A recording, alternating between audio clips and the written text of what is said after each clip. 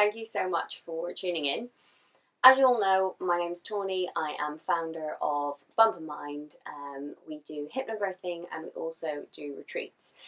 And one thing I wanted to talk to you guys about today is one thing that's spoken about a lot in hypnobirthing, and that is the rephrasing of words. So we talk about the power of words a lot in hypnobirthing, and if you ever come to one of my courses, or if you have been on one of my courses, you'll know that a lot of the work that we do is focused on the words that we use and the association that we have with those words.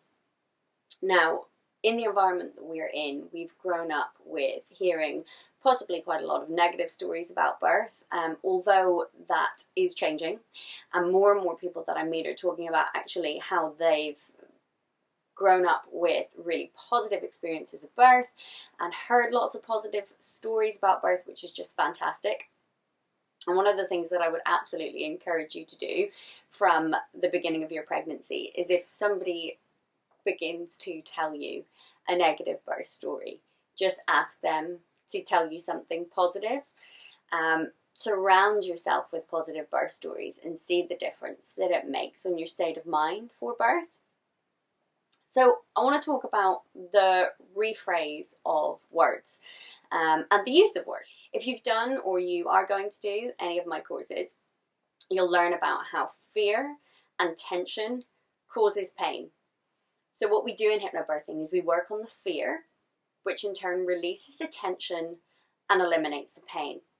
So with the word pain, we want to eliminate it. We can talk about it. We say pain relief. Okay, so when we're talking about pain relief, we will naturally use that word, but it's not going to be something that will instill fear in us, because as hypnobirthers, we know that the absence of pain is possible in hypnobirthing, and that it's just a sensation in our body that we're feeling. So moving on from that, the second word that we want to work on is contraction.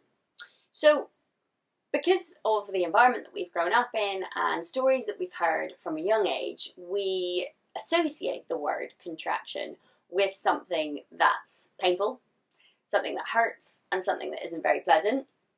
So what we want to do is choose a word that we don't have that pain association with. So one of the things that we use quite regularly in hypnobirthing is surge. But you could use the word wave or whatever word comes naturally to you.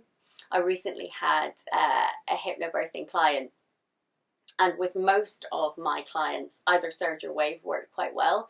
But she said that wave for her reminded her of when she used to go yachting, or when she used to go surfing, and a wave would be something that you'd somehow kind of have to battle with, or being pulled down by the wave. So that didn't have positive associations for her at all. So she came up with other words instead. But it's a good practice to have. So start thinking about what word you could use to replace contraction. Even the word itself, contraction, it doesn't roll off the tongue easily. So, one thing that happens in labour that can stimulate the neocortex is if you have conversation. So if you converse a lot in your labour, that will stimulate the neocortex and in turn sort of take you out of your sense of calm. We'll talk more about that in further videos down the line when we talk about the sympathetic and the parasympathetic nervous system. But for now, something interesting to think about is how we can make our language easy for birth. So start thinking about what kind of word you could replace contraction with, and it can be whatever works for you. The reason why we use surge or wave is because that's the kind of motion and the sort of sensation that you feel in your body at the time. A lovely reason for using the one wave is that you can imagine that you have a wave that comes over you. It's a wave of sensation, and it's really, really powerful. And it's something that's building, and it's quite intense. And as it washes away, it takes away all of that sensation and all of that intensity. And then it gives you a little break, gives you some time to breathe, some time to relax. Thank you so much for watching today. You can follow our latest videos on our YouTube and our IGTV account. And if you want any other information, please head to our website, which is www.bumpandmindretreats.co.uk.